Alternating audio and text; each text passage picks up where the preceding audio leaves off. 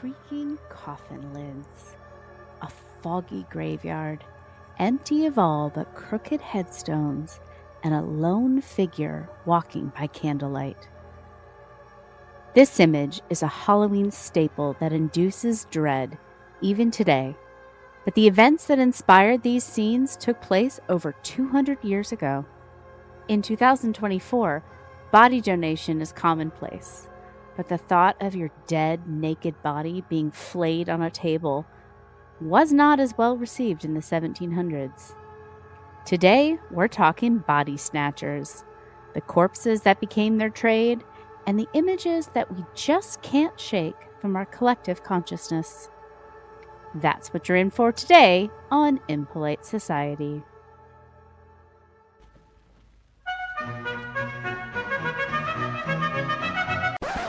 Oh, I just detest rude, unladylike young ladies. I hope you don't mind me being a tad rude. I myself am strange and unusual. Don't be rude. That is some weird, wild stuff. Shocking, isn't it? It's a scandal! But it's provocative. Please stop making me blush. Hello there, my spooky little socialites.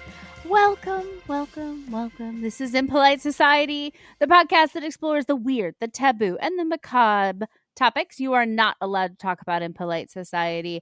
I am Laura. And I am Please Leave My Dead Body Alone, Rachel. And spooky season is here. Impolite Society is back. I am dusting off those cheap plastic Halloween store cobwebs of my research skills.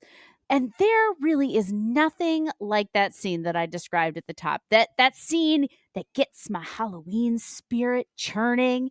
It's that time period, right? And it's the graveyards and that ghastly nature of corpses and smells. And the very taboo idea of digging someone up and maybe stitching them together into a horrible monster with an abnormal brain a la Frankenstein. It's a classic for a reason, right? And I can picture what you're talking about very clearly in my mind. Yeah. There's a guy, he's wearing a top hat, maybe hunched over, an overcoat and ascot. Yeah, like the big around. overcoat. Yeah. Yeah. Yeah. It's a very big part of the cultural zeitgeist. And it's just like, why are we so obsessed with the Victorian era? Yeah. Right? Like you said, quintessential Halloween. Also quintessential Christmas. We love a Victorian Christmas. And we do. And all the ghosts we see are Victorian. We just can't let these people lay, right? Can't let the Victorians lie, apparently. Because that's where humanity peaked. Apparently. That seems to be what we think when it comes to all the throwbacks. Because you're right, the time that we're talking about is the Victorian era. It's an absolute Halloween classic. And body snatching, or resurrectionists that we'll be talking about today, they really had their heyday in the 18th and 19th century. And just for clarification, that's the 17 and 1800s, because no matter how many times I do this research and I talk about centuries, I'm always like, wait, what years is that? Like I have to I coach myself back all the time. Yeah. I rationally, I know it's just add one and that's the decade, right? Yes. Because the first one was hundreds, not thousands. Mm-hmm. But still, every time I do this, I have to Google to double check. Yes, 100%. It's the little things that make you feel like an idiot. Math. Like you said, we're creatives. Plus right? one. Too hard. Please Google +1. And there's something about that time period that's fucking spooky. It's the image of Jack the Ripper that's creeping around Whitechapel, in the 1880s. Or is it the death portraits at the time, the pictures they took of dead people as they were dead because they didn't have any pictures of them? Or fucking hair wreaths? I'm sure you know what hair wreaths are.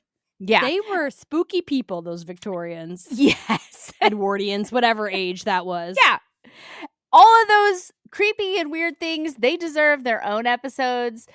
I think, though, it is the start of spiritualism, seances, Ouija boards, all that shit in the 1800s that really equates this time period with creepiness, ghoulishness, and Halloween. And the oppression. Don't forget the oppression, because nothing is scarier than imperialism. Not if you're white like us. Womp womp. I'm just saying how it is. Hey, you're talking to children of an immigrant. I'm only like the 4th generation, and you're from the backwoods. German. Yeah, I was stripped in my culture, Laura. My grandfather wanted to learn German, and his parents said, no, you speak English. You're an American. So I don't nobody's know making move. I don't know. Nobody's making TikToks about that now, are they? The cultural repression of German immigrants and Yes. what, the 19... One day there'll be a musical. The 19 whats? It was the 40s, 30s? Yeah, I bet it was. No, Yeah. I'm just fucking around. Yeah. What white people had culture too. Womp, womp. Once upon a time. And a big part of our culture was stealing people out of the ground? Apparently, because this time period is the absolute heyday of grave robbing / body snatching. What was it, right, that really spurned on that image, this really epidemic of body snatching that happened? And what it was our entry into modern medicine.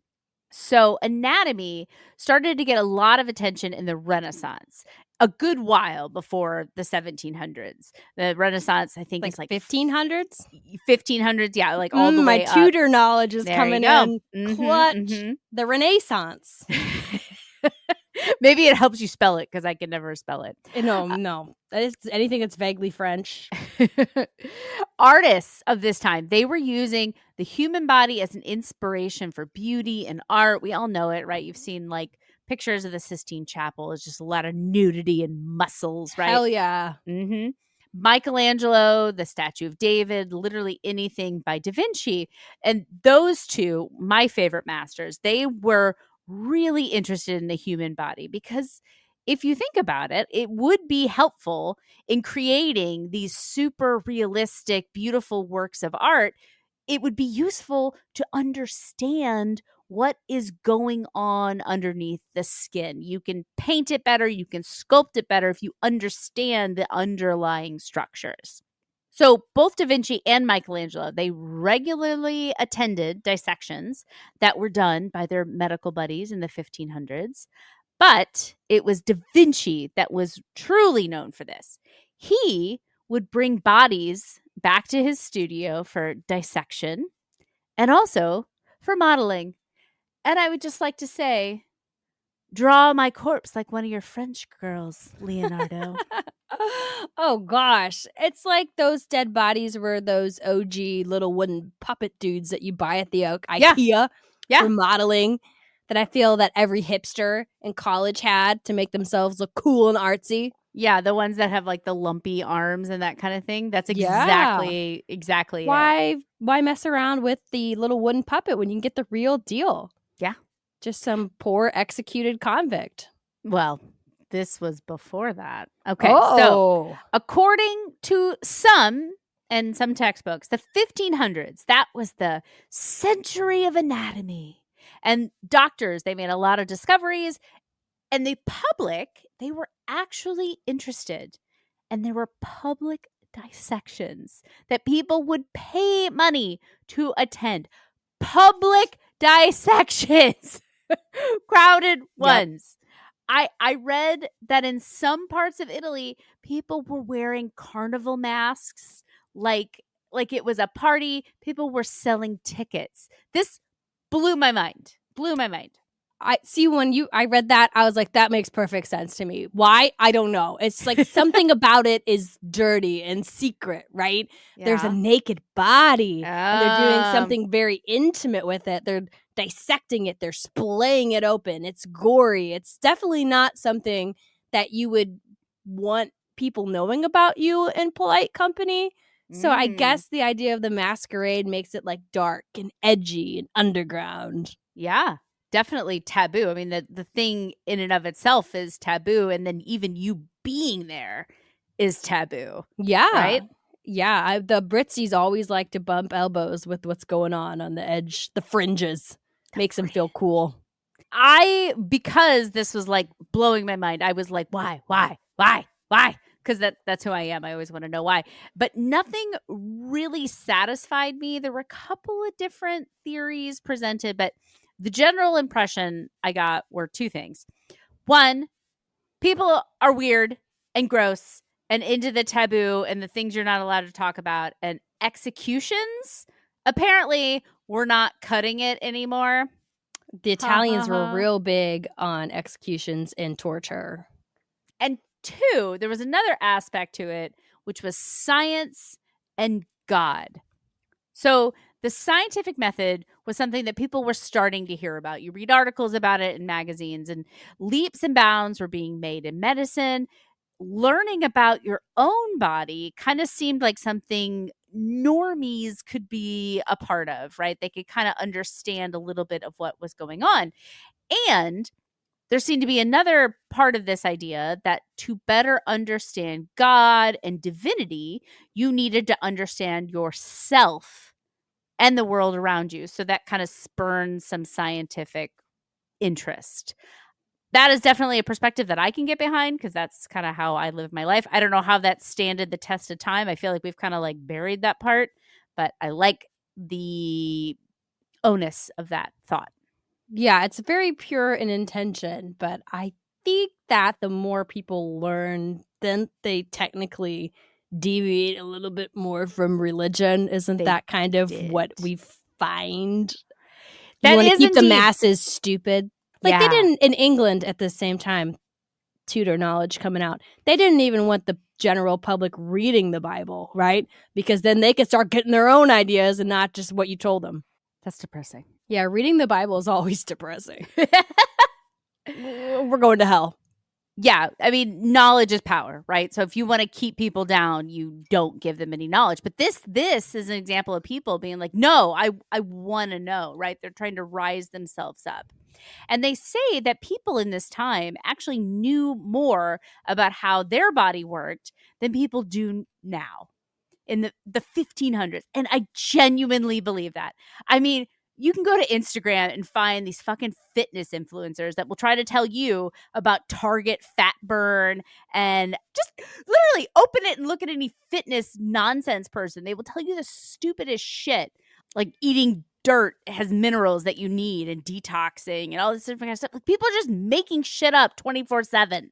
Yeah, it's like we haven't really progressed past those magic rituals that we were doing hundreds of years ago. And you had me at the start of this because I was going to say, I think we do know more about the body today than we did then. Well, you and I do. Well, and that's what I was going to say the experts do, right? Because I don't even think... Oh, the experts definitely do. I'm talking about lay people. Yeah, I mean, I don't know if I necessarily know more about the body than people back then. But yeah, because I was like, they don't have any concepts of genetics or microbiology.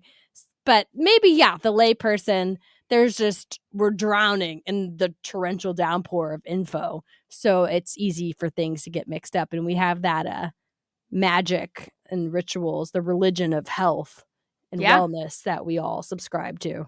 Yeah, I mean, it gets sticky, right? Because now there's so much information, you could kind of shake it all up, right? And confuse people. It's easy to do, or it's easy for yourself to get confused. Yeah, right? Throw enough buzzwords in there, and you're like, oh, yep, that sounds legit. Yep, humors. My humors are out of whack.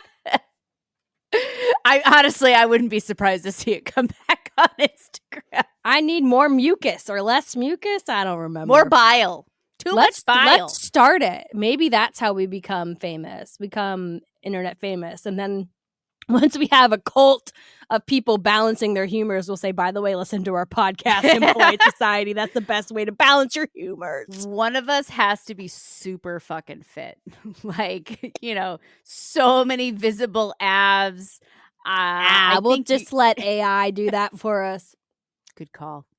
See, this is why you're the brains of the organization. So at the time, they had these books that were really popular, these anatomy books that were called flap anatomies. And basically what this is the most macabre lift the flap children's book ever created. So it's exactly what you imagined it would be. It's multiple layers of paper so you can lift it up and reveal these different layers of the body, just like you have for your kids, but basically for everyday reading coffee table books. So first the clothes of your pregnant woman, then the skin of the pregnant woman, then the muscles, then down to the organs, all the way down to the skeleton. So everyday people got to dissect bodies all in their own time. I mean, that's kind of cute that they had the clothes on at first, too. It's like paper dolls, right? It's like that Shakira song, underneath your clothes, there's an endless story. But it also kind of reminds me of this video. I feel like it was years ago. It was going around. This woman made like a Play-Doh C-section activity for her child and like had her child cut a fake baby out of like a C-section Play-Doh belly. That's some macabre shit. She was like a doctor. She's training. Yeah, a doctor, like, okay, that makes sense. Yeah, if she were a doctor and she was like trying to train her kid. Yeah, like no, it was right? medically was like correct. Kid. I don't know how old it was. It was a long time ago. But it was like medically correct. You had to like dip the skin and then separate the fat and then layers of muscles.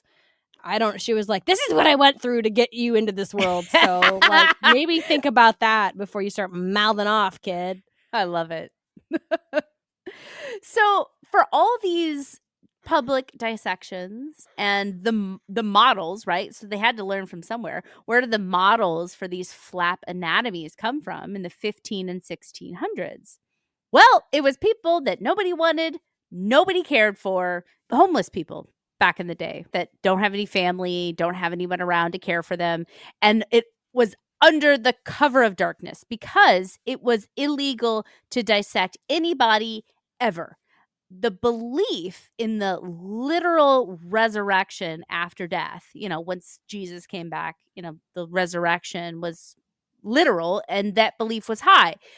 And despite that godly spin that people were trying to put on it, like I said before about trying to understand God, understand the world, the church, as you mentioned, were like, nah, you don't need this knowledge. You don't need to know that. You're not desecrating bodies on our watch. So I probably wasn't paying enough attention in Sunday school.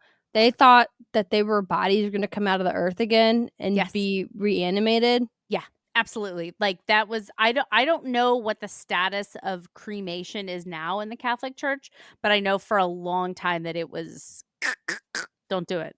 Because of a literal resurrection, a belief in literal resurrection. They know that bodies decay? Did they need to listen to our last episode? God magic, right? It's come together whole. But for some reason, God magic can't put together ash or can't put together dissected. I don't know. Mm-hmm, they did know about it 100%. But the idea that God is the only thing that should be able to change things, that's going to come up in our next episode, too. I was starting my research today, so it just is a funny little connection there, how they're all connected. These three are pretty, in a row connected. Right? I love that. We kind of did it on accident, but it's Go us! We're professionals now. Also, I learned something new about the religion I was raised in. I didn't know my body was coming back. Yeah. For what is people. It? Like paradise? That's supposed to be like the good part? Or is there a war? I don't know. If I'm 80, it's hard to say. It's been a long time. If I'm 80 or 90 when I die, I don't need that body back, man. Mm-mm. Don't do that to me. Bring back the younger version. Definitely. Or just let a girl sleep, man.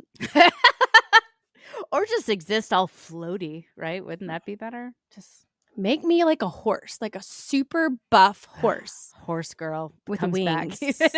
Always comes back to that. Yes. All right, but eventually the government got with the times and they recognized that there was a need for these bodies for dissections. More doctors were needed and coming out. More science was coming out. There was more need to actually have hands-on experience. If you're going to be touching people and operating on people, you need to fucking learn how to do it. So Britain passed the Murder Act of 1752.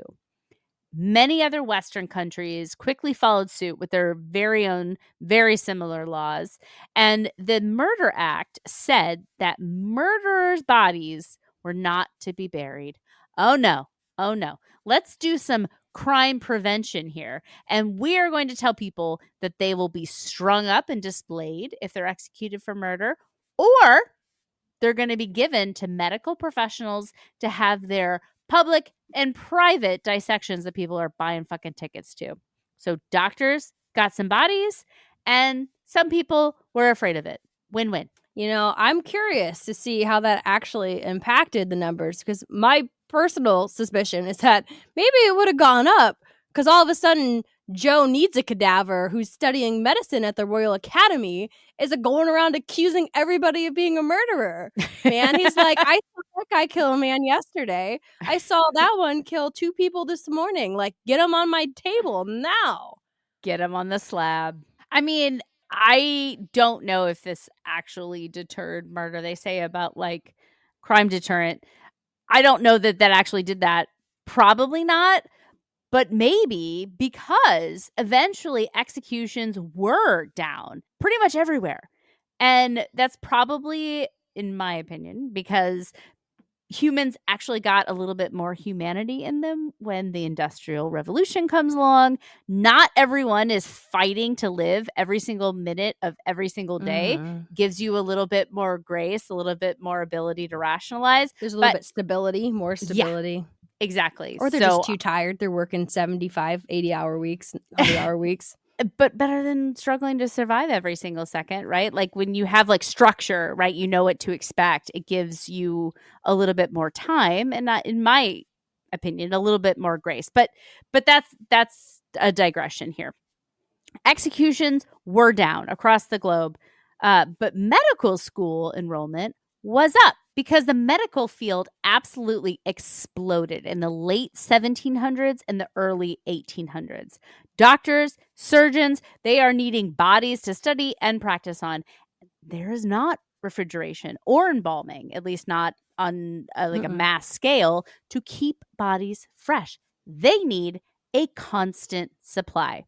This whole thing is an economics lesson. We have demand, we have scarcity, time constraints, regulations, legislations, and thus we come to our necessary evil of body snatching. Man, I wish this body was more snatched. And the best part, that's good. Wordplay! And the best part is this practice was legal. Or mostly legal, maybe with just a fine, because bodies are not considered property, at least not if they had been buried. I think they kind of saw them as abandoned goods, because it was 100% legal to exhume and sell bodies. The public hated it, but there were not laws on the books about abuse of the corpse or whatever they would charge you with today.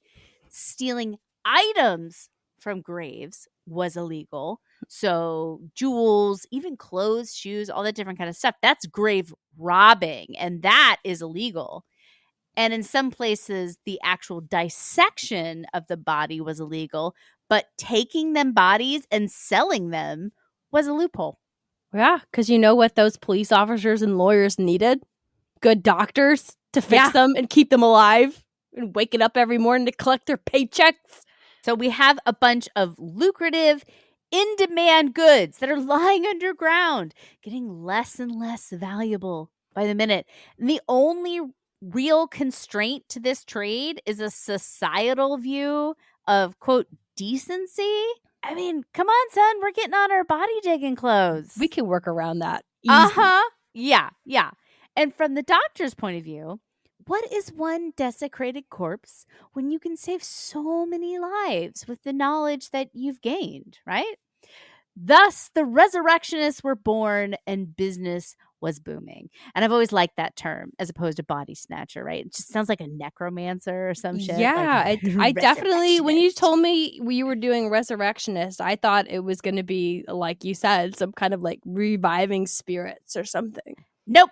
They are just body snatchers. These less than scrupulous souls that, quote, resurrected the dead from their graves only to be relocated to the anatomy table after a convenient back alley exchange of money. I really like this rebranding of a crime, and I just feel like we could apply it to other things too, where like theft could be alleviation of consumerism, or murder can be heaven arrival coordinator, you know? Like, I hear heaven's great. Let me get you there.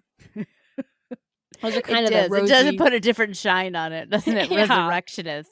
Yeah. Yeah. Sounds like it would be religious. But no, just people who are poor. And so these resurrectionists, they worked in groups. The minimal in pairs, but usually even more, because they targeted the freshly dead for several reasons. Freshly dug graves, super easy to dig up, right? The dirt is loose. Mm-hmm. And 2, fresh bodies were more valuable to the doctors and the students, thus had greater earning potential for our sellers. So they would send people into graveyards during funerals to espies, to scope out who was being buried where. And they usually sent women into those cemeteries to scope it out and blend in and relay all the details back to the diggers. But man, you want to talk about snatched bodies. Digging's hard work. I mean, even if it's a fresh grave and it's loose gravel, I bet those dudes were ripped. Oh, they absolutely were, because they're also living on low calorie, right? So they're like all Ryan Reynolds looking as shit, just because they're just like doing hard work. Lean muscle. Lean muscle, exactly. This took a weird turn. Okay. The public, as I mentioned, they despised this practice. They were absolutely terrified of it, did not take kindly to it. Do you know why cemeteries have fences and gates all around them? Well, I sure think I do now. Yep. And if you notice, most newer cemeteries, they don't have gates. There's a reason for that. This is definitely something that occurred as a part of the time. And I think I've heard other things about like the gates, like keep the barrier out between the living and the dead, and like ghosts and like all this kind of stuff, like some sort of like mystical reason. But like this is the legitimate reason why they have those. I thought they didn't want goth kids drinking on the graveyards or the gravestones. Also fair. But now, no, they don't. Like modern cemeteries that have been built in the last, 50 years, they don't have them. And I think it's, again, the phasing out of tradition. Yeah. Well, they're not trying to snatch anymore. Nope. And not just these gates were added to deter our snatchers. There were also burial vaults that people are still using and buying for some reason today. A funeral director will tell you that it will help, not guarantee. They will get sued if they say that, as I mentioned in my previous episode. They help keep out the elements to keep your loved ones safe and snug. But they originally came about as a method for discouraging our body snatchers. It is way easier to chop your way through a wooden coffin lid with an axe than it is to punch through a layer of steel or concrete.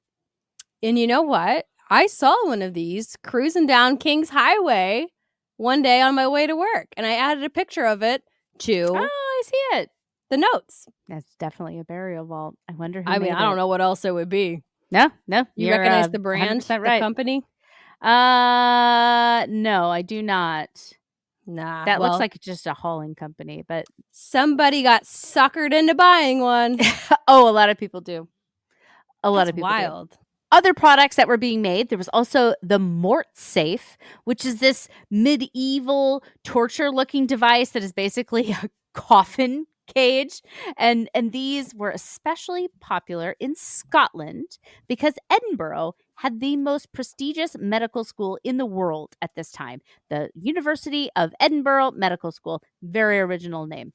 Scotland, they were popping bodies left and right. And near the medical schools, cemeteries would rent out these mort safes to the newly dead family members to protect those graves until they would be too rotted to be of use anymore. So then they would take it, they would use it for that grave, and then after a few weeks, okay, it's available. Inventory is now unvaluable. We'll take that off and move it off to another grave. So it sat on top of the graves. Yes. It doesn't look like it would be that hard to just take out of the ground and then just dig around it. They're bolted. The picture that I included, I think these are like modern pictures where they have like been buried. Oh, that's kind of what in it the looked ground. like. Yes. From the surface. Yes. I get Precisely. you. I thought that was the whole apparatus. No. Like it goes under, and so it wraps around the coffin. Then how did they get it out? I think they literally, I don't think that they were buried at all. And then they would basically, when the time period was up, once they were rotted enough, they would unlock the whole thing, take the coffin out, then bury it, then move it. I feel like you could just do that inside somewhere, right? Like in a closet or a Yeah, shed. but nobody wants a rotting corpse in their closet. Well, I meant like in the cemetery. I feel like they would have to have a space for their shovels or something.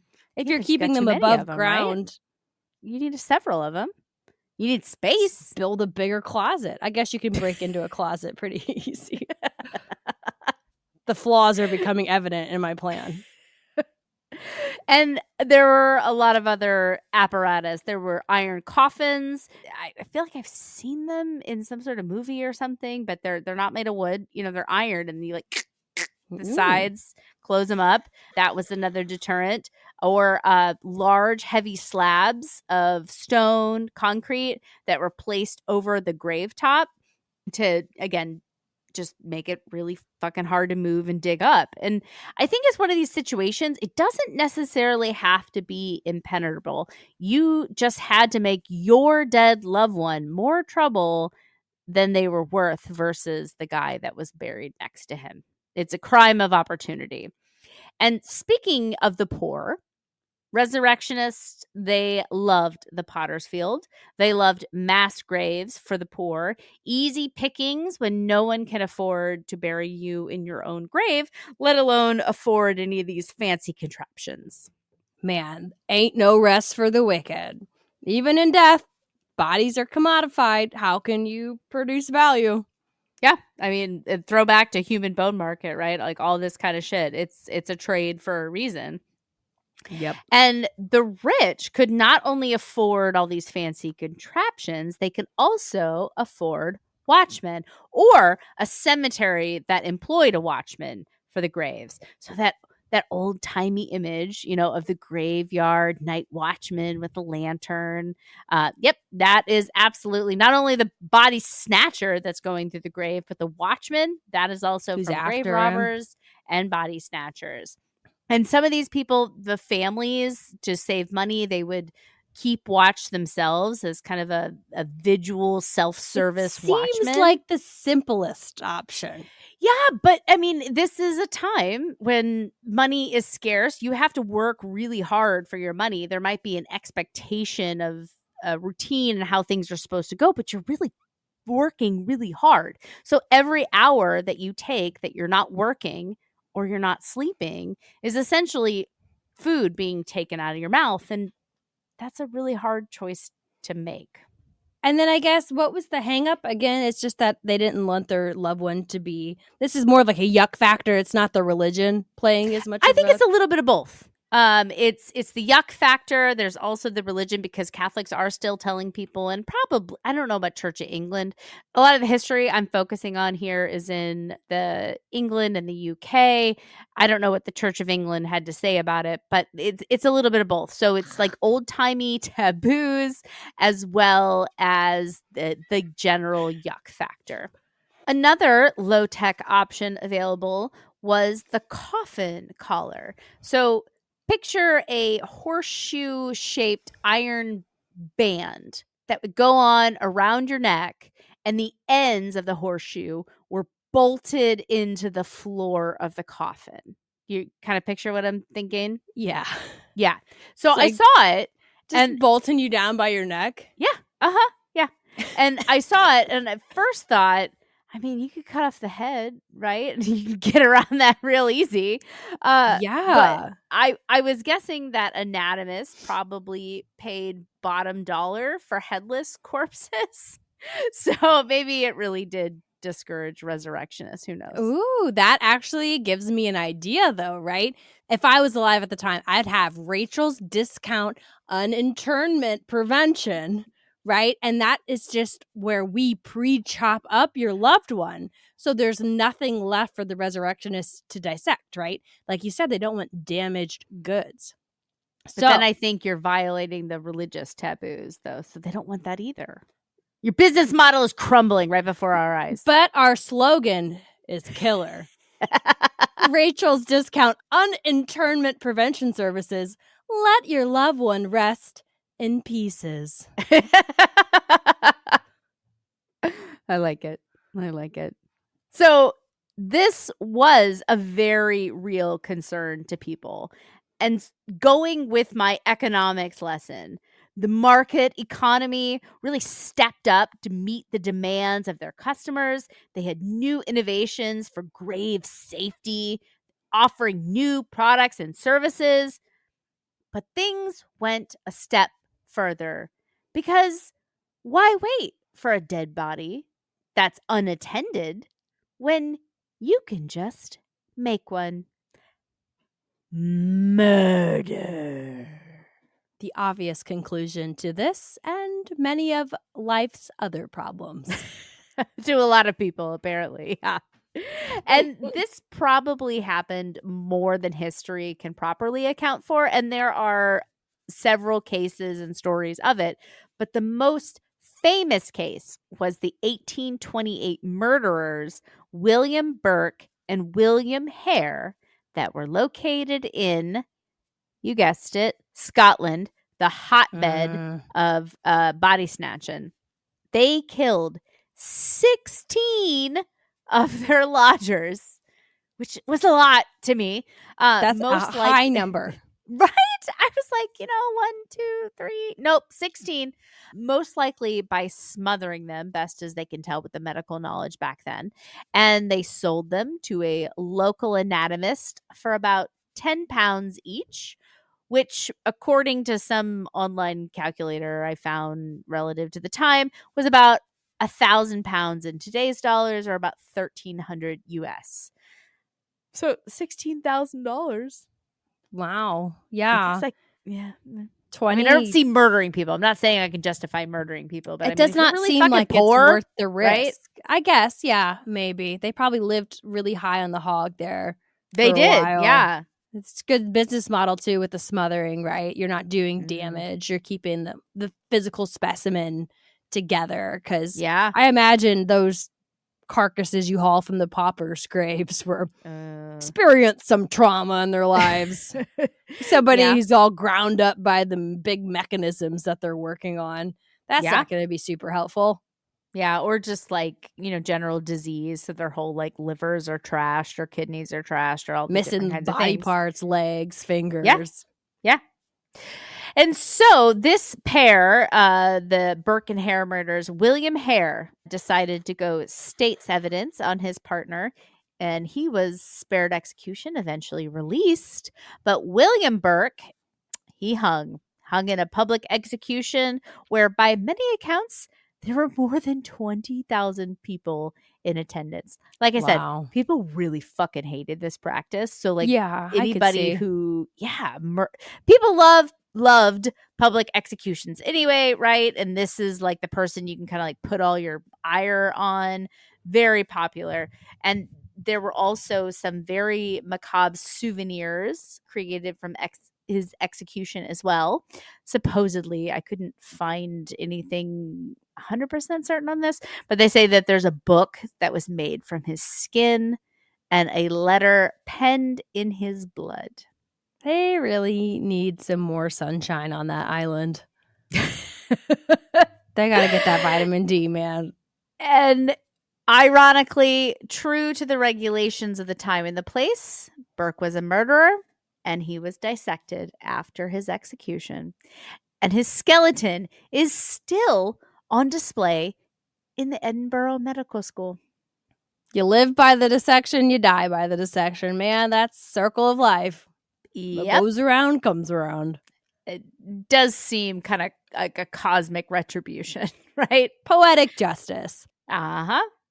And at this point, everyone could kind of agree that things had gotten out of hand. So there was a new piece of legislation that came into the mix, the Anatomy Act of 1832. Again, originally passed by the UK, Western countries, and the United States, and all of their states followed not too long after.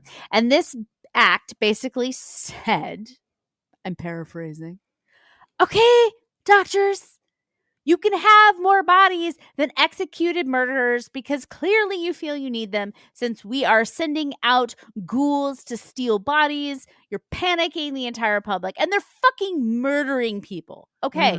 All right. Concession.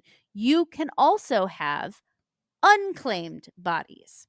So this meant that any body that was left unclaimed for 48 hours after death in a hospital, a prison, or a workhouse, so like poor people jail, basically, was to be sold for medical study to benefit the state. 48 hours in a time where cars and telephones have not been invented. Yeah. It takes 48 hours to walk the distance of London, right? Yeah. Yeah. So as you can imagine, this was not popular with the less wealthy members of society. And it just goes to show, right? The working man gets the shaft forever and always. But the act also made body snatching illegal. So, yay, I guess. Man, we are just wringing out every ounce of production from these poor people, even after they're dead. Provide, do more. Who knew this episode about Resurrectionists was going to become so eat the rich? Do you hear the people singing the song of angry men? Sorry, I shouldn't have tried singing tonight. Is that a French Revolution song? It's from Les Mis, ma'am. Oh, well then yes. I mean, maybe. Okay, got it. I didn't know that, but I like it. You don't know Les Mis? Up on it. I don't. All right, so Les Mis aside, body snatching, it did continue for a while, but eventually this market righted itself, in the UK at least. So supply went up based on these new laws. The embalming of dead bodies became pretty commonplace by the 1850s, which means whatever bodies they did get for dissection, they could stay fresher for a lot longer, which means a lot more people could work on them and learn from them. So the demand for those bodies went down, and ta-da! The free market wins. That's our economic lesson. Economics by dead bodies. And this is just what was going on in like one little island, right? When you take a global perspective, there's still going on today. And we talked about that. It's happening in India. People are being dragged off their funeral pyres for their skeletons. And you can learn more about that in our human bone market episode from last spooky season. But it's all connected and based on not just being in the UK, right? This little grouping of islands. There is a story I want to share because I had never heard it. It blew my goddamn mind. Yeah.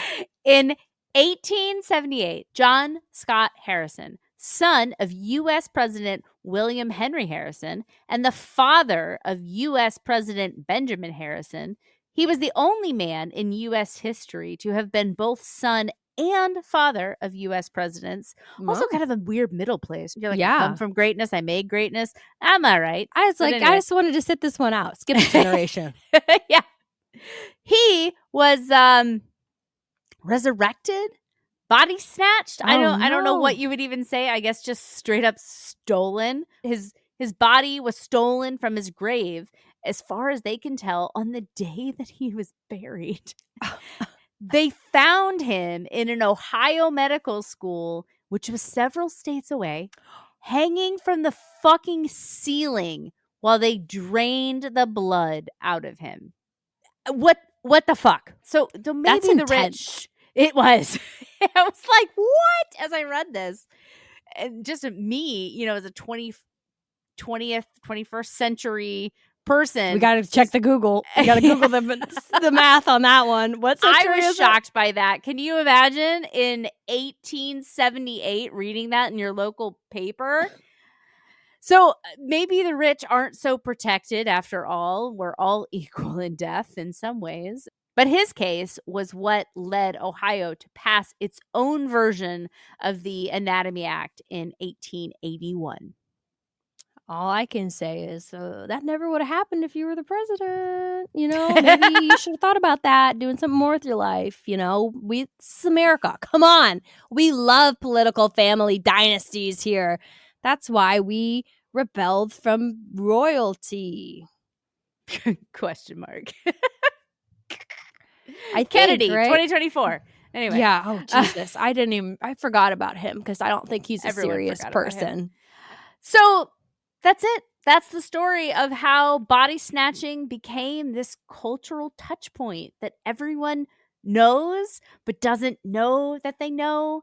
It's the topic that inspired Mary Shelley's Frankenstein, an absolute Halloween classic, something that happened very briefly in terms of time frame, but really left its mark on society because that image, foggy graveyard, the top hat, dragging a heavy man-shaped bag, lantern on his arm. Nothing more classically Halloween. Chains rattling. I looked up chains because I was like, maybe did they change the coffins and do the thing? Apparently the chains and ghosts predate this. I looked it up though. Yeah, Marley and Marley. Yeah.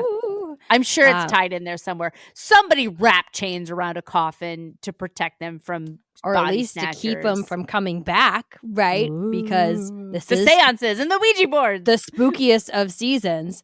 And that's it for this episode. We hope you are enjoying our spooky episodes for spooky season. But really, this is just kind of what we talk about normally, right? Death. 'Tis the season. But make sure to subscribe, share, and rate and review. Do all that fun stuff with these episodes. And more importantly, send it to somebody you think wants to know about grave robbers, because that's how we connect and grow, is when you weirdos share us weirdos with your weirdos. Weirdos unite. I don't know if I could say weirdos. I feel like that's political now. Is it? Is that a thing?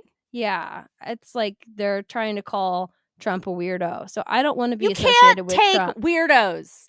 Weirdos is our word. You can't let it go. We're weirdos. Don't co-opt. Maybe we need a new word, man. But I guess thank you for joining us. And thank you. You rock.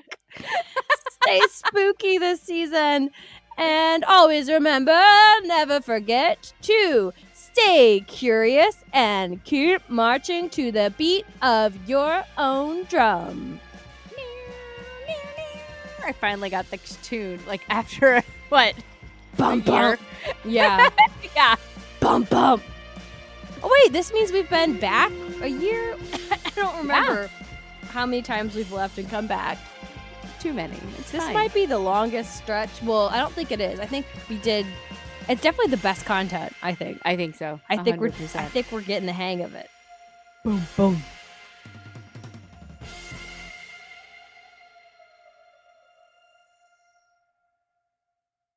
I'm gonna murder this cat. Okay, rude. Get out of here. Little fucker hissed at me.